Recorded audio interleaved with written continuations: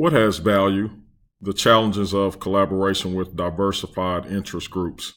This presentation will reflect the group assignment for the class Collaborative Governance doctoral program, California Baptist University. The unification of this assignment will represent Wayne McMaster and Tariq McGuire. Narration of PowerPoint is done by Tariq McGuire. So before I go directly into the presentation, I just want to highlight what this article was about.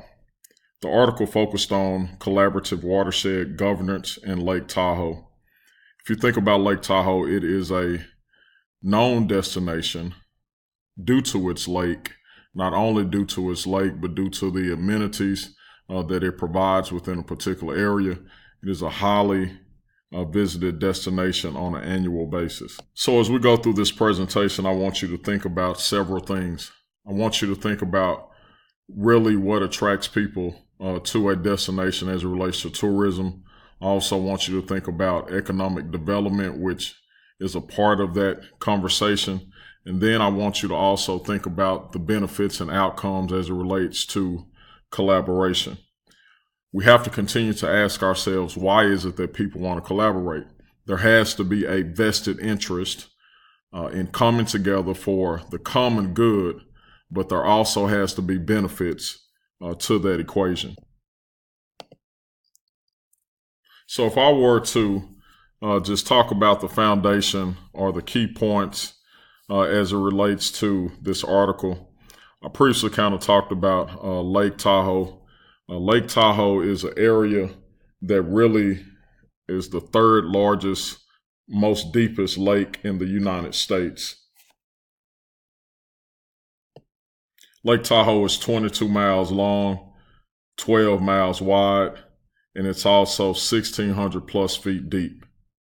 And so when you talk about and think about what is watershed or what is watershed management, it really is the management or a scope of an area that is important due to the landmass. And what I mean by that is if you think about the systematic flow of water, how it drains from one area to another, ultimately you want there to be a structure in place or some type of basin boundary to, number one, preserve water in a particular area, and then ensure that there is no overflow of water.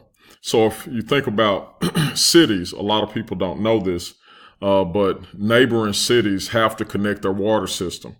Ultimately, if one city has paths and trails and streets and highways that you see continuing infrastructure that goes into another area, the same particular thing relates to the systematic water flow. Water has to escape or go out somewhere. It's a natural resource. So when you think about Lake Tahoe, the interesting thing about Lake Tahoe is it is a water basin that borders two states. So part of Lake Tahoe is in California, and the other portion of Lake Tahoe is in Nevada.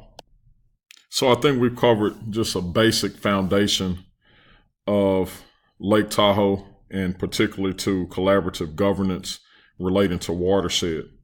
I also want to just talk about and reemphasize, we have to ask why people want to collaborate. So when you look at this particular area, I previously noted that it was a tourist travel destination. It's a beautiful area. It's a highly sought after lake. People go there to do several things. Lake Tahoe is known for gambling. Lake Tahoe is known for fishing. It's known for gaming, for the wildlife, and it's also known for the economic development.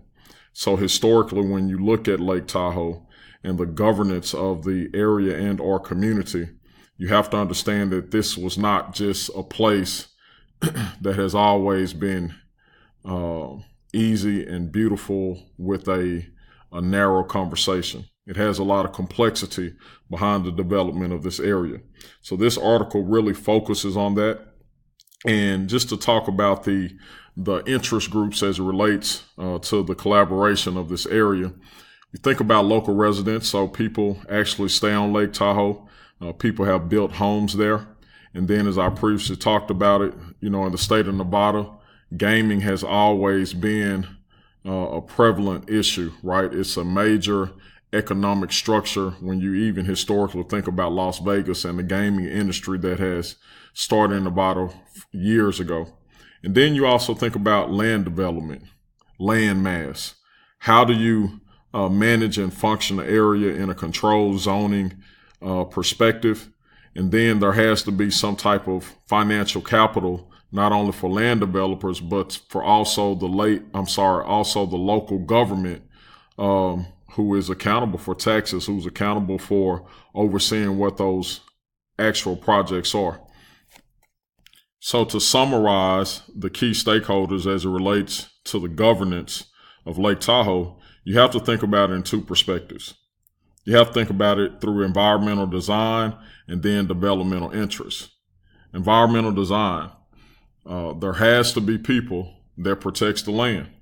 There's a particular reason why we have forests, infrastructures that are natural resources that have not been touched.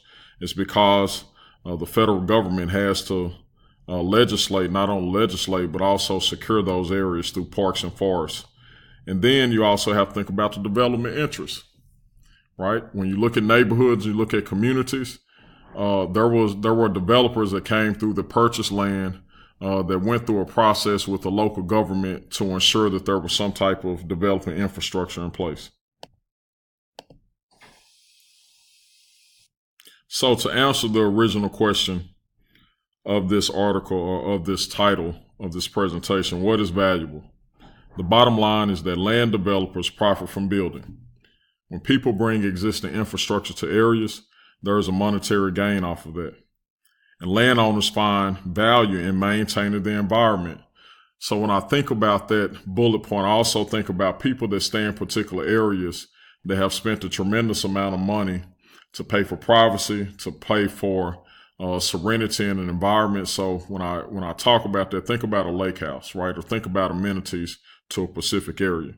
The gaming industry has always historically been a huge profitability as it relates to economic structure and development. And then governments, as I previously stated, they benefit as it relates to tax value, right? So as governments zone particular areas, whether it be for commercial business, whether it be for residential development, there is a tax income base that supports the continuance of the infrastructure. So just going into expand upon the brief historical analysis, this issue really started back around 1969, and there was a group called the Lake Tahoe Area Council, and later transitioned to really what I would consider more of a formal commission. So as we kind of previously noted and highlighted, there were concerns over, number one, sustaining the environment, number two, the development of the area, and number three, the competing interests as it related to those particular areas. So when you look at the land mass and how water flowed through the area, one major factor was considering the sediment, the rock areas that were surrounding Lake Tahoe, not only the sediment areas, but also trying to keep the water afloat, trying to keep the water levels to where they needed to be. And so in doing so, you have to preserve the surrounding land, and or if you disrupt, land and easements, it definitely can affect the existing infrastructure. So I want to talk about this in the framework of Ostrom's 8 principles. Ostrom really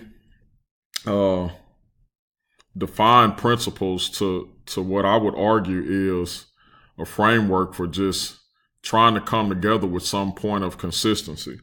Again, I referred to collective bargaining earlier, which shows a balance of power, a balance of infrastructure, which is really what public administration is all about. There's an argument that if there is no change in a governing board or a governing society, then ultimately that there will be some type of corruption. And I think Ostrom's 8 points are specific, but I want to just talk about some quick highlights that we've seen in the course of discussing this class as it relates to these 8 principles. There must be trust established in any collaboration amongst our members. If there's going to be any type of productivity, there has to be trust. And then there has to be shared problem solving. We've also discussed the fact that, can governance be done alone, right? Can problems be done in silos? And we've shown collective arguments over the week as it relates to this problem as well, that there has to be collaboration. And in having collaboration, there also must be an establishment and a balance of power. We see that same thing as it relates to not only our U.S. government, but also when you look at city councils, when you look at local communities, that this actual article reflects that, there has to be a voting system. And then you have to increase policy diversity to cover a wide range of problems. There has to be policy that regulates communities and boards, and also needs to be diverse. There definitely does not need to be one point of decision making or one point of view or thinking.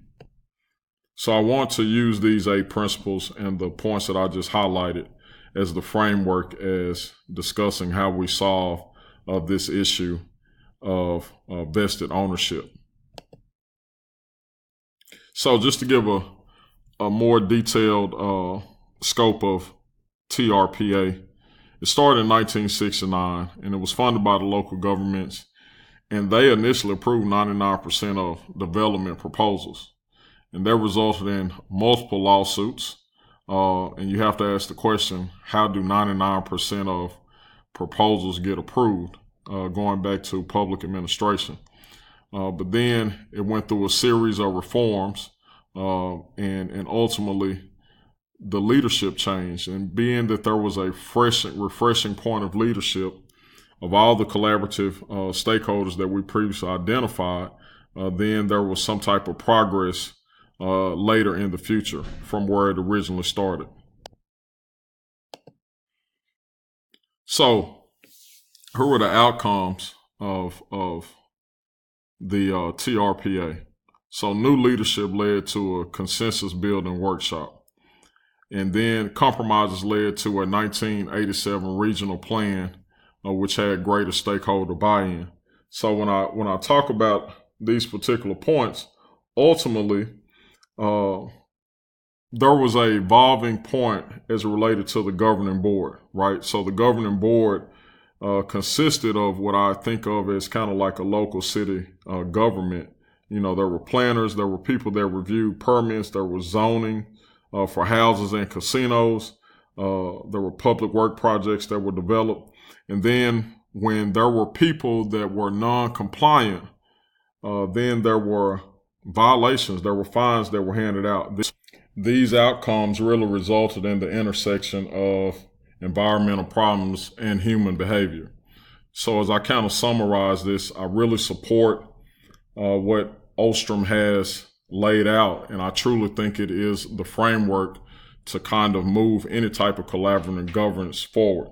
There has to be cooperation amongst all parties that are involved. There also has to be a balance in what that process is, and ultimately there has to be sustainable means beyond what the current existing problem is. This will conclude my presentation. Thank you.